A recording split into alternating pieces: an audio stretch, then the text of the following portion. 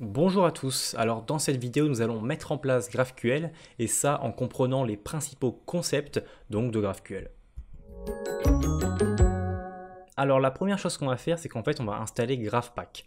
Alors on pourrait tout simplement utiliser GraphQL de base mais on prendrait trop de temps à le mettre en place. Ici on est simplement là pour comprendre comment utiliser GraphQL et pas comment mettre en place un serveur web, etc. Donc on va utiliser GraphPack. Donc GraphPack, je vais tout de suite lancer l'installation et après je vais expliquer un petit peu à quoi il sert en fait. Donc yarn init, j'utilise yarn ici mais vous pouvez bien sûr utiliser npm. Donc ici yarn add --dev de donc GraphPack et l'installation se lance. Donc en fait GraphPack va nous permettre d'avoir un serveur web derrière notre application et dans ce serveur web là il va directement y avoir GraphQL en fait d'installer. Donc à la fois l'IDE online afin de faire simplement des requêtes et voir ce qu'elle renvoie et également donc il va supporter TypeScript, il va supporter donc il va y avoir Babel donc on va pouvoir faire des imports etc. Donc tout ça c'est pris en compte et il n'y a besoin d'aucune configuration. Donc comme ça va nous aider en fait à directement entrer dans le vif du sujet par rapport à GraphQL et nous concentrer sur GraphQL et non pas sur toute l'application Node.js qu'il y a autour. Alors maintenant que ça c'est fait, on voit qu'en fait juste après ici, il va falloir créer différents scripts au niveau de notre package.json. Le premier dev va permettre de lancer la commande GraphPack et donc ce sera en période de dev qu'on va utiliser cette commande là. Et le deuxième build, donc si jamais on veut passer en mode de production, eh bien on fera yarn de build afin d'avoir un GraphPack build. Donc pour l'instant, ce qu'on va faire, c'est qu'on va aller sur notre application, aller au niveau de package.json et juste après le main ici, ce qu'on va faire, c'est qu'on va rajouter un script. Donc ça va être exactement le même script qu'on a vu précédemment avec dev qui va nous permettre de lancer GraphPack et derrière on va avoir build qui va nous permettre de lancer GraphPack avec l'argument build également. Voilà. Donc maintenant qu'on a ces deux-là de mise en place, ce qu'on va pouvoir faire, c'est créer les deux fichiers principaux.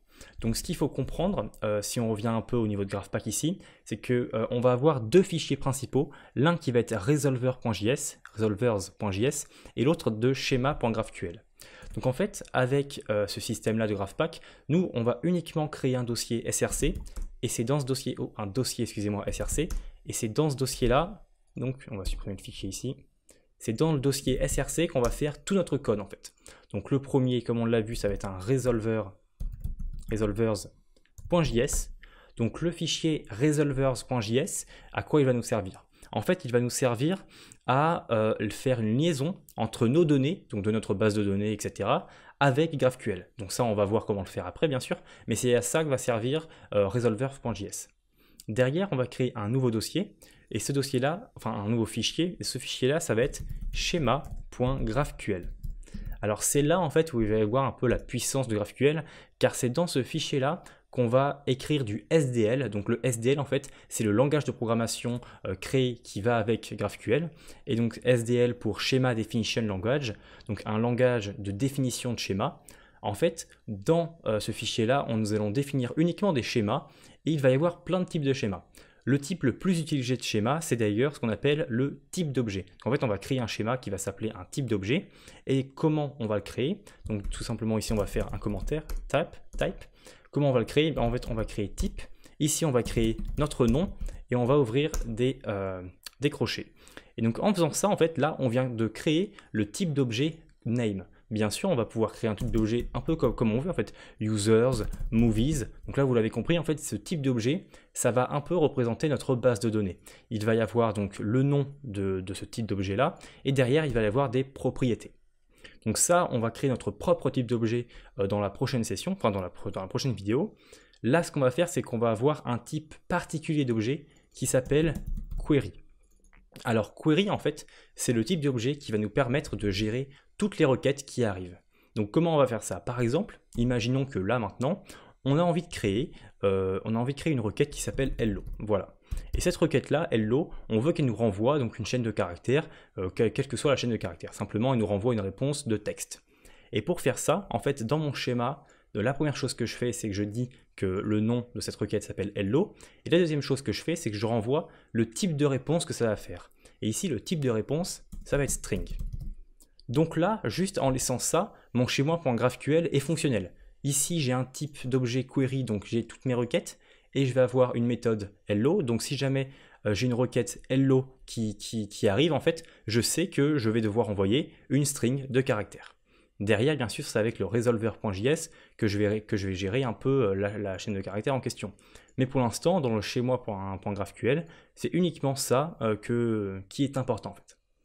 Bien sûr, ici, on peut se dire quels sont les autres types de données qui existent. Il y en a d'autres. Il va y avoir le type int avec une majuscule au début, puis après rien en fait. Donc simplement int pour un nombre entier. Il va y avoir float pour un nombre à virgule. Il va y avoir boolean donc pour du true ou du false. Il va donc y avoir string comme on l'a vu. Et également id. Alors id, c'est simplement un nombre ou une chaîne de caractères, mais unique. Donc ça, c'est un type spécifique que GraphQL a rajouté pour préciser encore plus donc, au niveau des schémas, comment mieux comprendre en fait le système de schéma. Donc ici, on va laisser string. On va laisser string parce que notre requête hello, on veut qu'elle renvoie une string. Maintenant, comment faire pour dire c'est cette string-là que tu vas envoyer, c'est cette chaîne de caractères-là. Ça va se passer dans le resolvers.js. Donc comme je vous l'ai dit, ce fichier-là, resolvers.js, va nous permettre de lier en fait GraphQL et les datas qu'on a. Pour l'instant, on n'a aucune data, mais imaginons qu'on a une data const message hello, voilà. Imaginons que c'est une donnée qu'on a, et ça va être simplement un hello, voilà. Eh bien, ici, on va créer une autre variable qu'on va appeler resolvers, qui sera un objet. Cet objet-là va contenir des propriétés, et la propriété qu'il va contenir surtout, en fait, ça va être query. Query, ici, est totalement lié, il faut le comprendre, hein, c'est totalement lié à ce query qui est là. Donc ici, cette propriété query de resolvers est liée au type query qu'il y a dans notre schéma.graphql. Une fois qu'on comprend ça, on peut comprendre qu'en fait, il va falloir ici une propriété hello. Puisque ici, on a une propriété hello dans notre type d'objet ici, on va forcément en avoir une ici. Et c'est une requête. Toutes les requêtes, toutes les propriétés de requêtes vont en fait être des fonctions. Donc on va avoir une fonction et derrière, on va avoir quelque chose qui va être renvoyé. Et ce qui va être renvoyé ici, ça va bien sûr être notre message hello. Alors plus tard dans les autres vidéos, on verra qu'ici on peut mettre des arguments et que même ici on peut mettre des arguments. Pour l'instant, on laisse ça normalement vierge.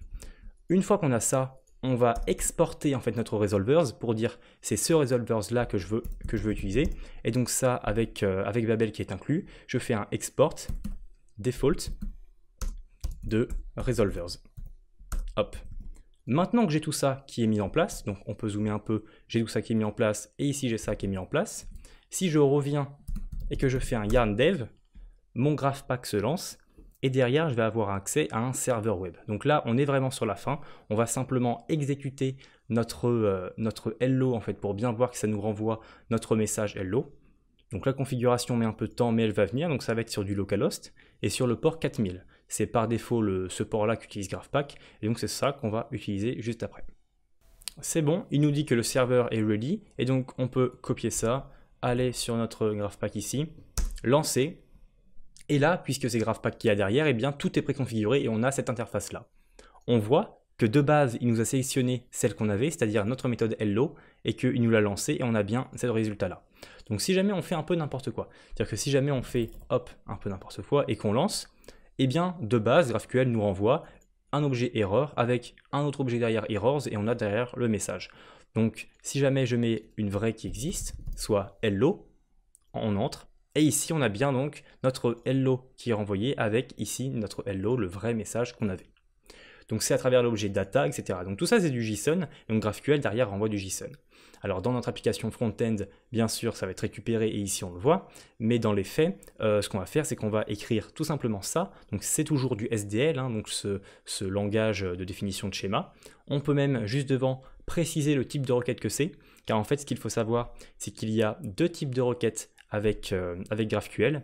Il va y avoir les requêtes query et il va y avoir les requêtes mutation. Et en fait, les mutations, c'est elles qui vont nous permettre de modifier la base de données en faisant toutes les opérations CRUD, c'est-à-dire créer, lire, modifier et supprimer. Donc si ici je mets query, je précise que c'est dans mon objet query que je vais aller chercher. Et si ici je mets autre chose que query, il va totalement me lancer une erreur, même ici il ne veut pas me l'exécuter. Si jamais je mets mutation, qui est possible, que je fais entrer, ici on a une erreur, car en fait ce schéma-là n'est pas défini au niveau de la mutation. Si je remets query ou que je ne mets rien, il va prendre par défaut query, et en faisant entrer, j'aurai bien mon hello ici. Donc voilà, ça c'était vraiment la base, une vidéo un petit peu longue, mais c'était vraiment les principaux concepts. Donc les principaux concepts, c'était, on a ici un schéma .graphql qui contient des types d'objets, et dont un type d'objet spécifique qui va être query. Et on a également le resolvers qui va lier en fait le schéma .graphql aux données qui vont être renvoyées. J'espère que vous avez compris, et je vous invite à regarder les autres vidéos sur GraphQL si elles sont déjà sorties. Et sinon, eh bien, vous pouvez aller voir sur devtheory.co tout ce que l'on propose, ou simplement aller voir les autres vidéos qu'il y a sur la chaîne. Merci.